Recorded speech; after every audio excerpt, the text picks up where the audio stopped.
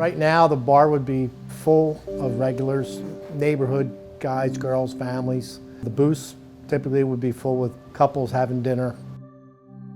But hasn't been since March 15th. Everything just completely fell off a cliff. Most of our staff is laid off right now, so I've just been working with the owner's two sons. And there's a good chance with the social restrictions that people will still be afraid to go out for a while.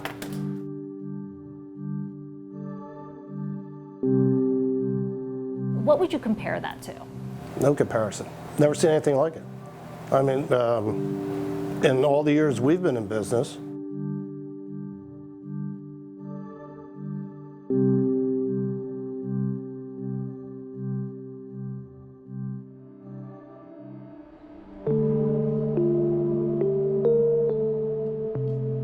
this has been our greatest challenge in our 93 years. The store was founded by my grandfather and then passed on to me, and I'm third generation owner. But you know, we've survived the Depression, we've survived 9/11, book chains, we've survived ebooks, we've done battle against Amazon. March 16th is when you decided to close the store temporarily. You had to lay off roughly 200 workers. What was that conversation like?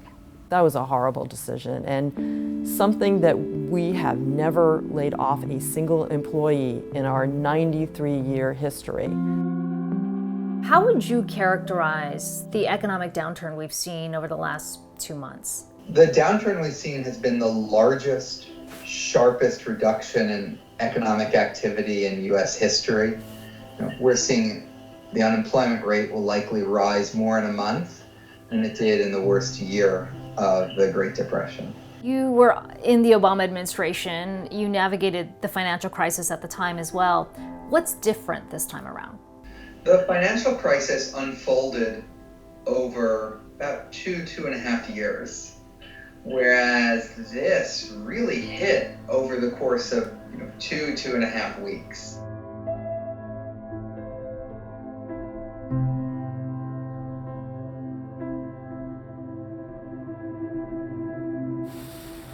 Well, the PPP loan is what we're burning through right now. So we can go on for some months more. I mean, you still have taxes, you still have utilities. are we allowed to open at full capacity? We don't know. Half capacity? Do people have to wear masks? Do we have to have a thermometer at the front door checking everybody that walks in? I mean, there's a lot of things we don't know yet.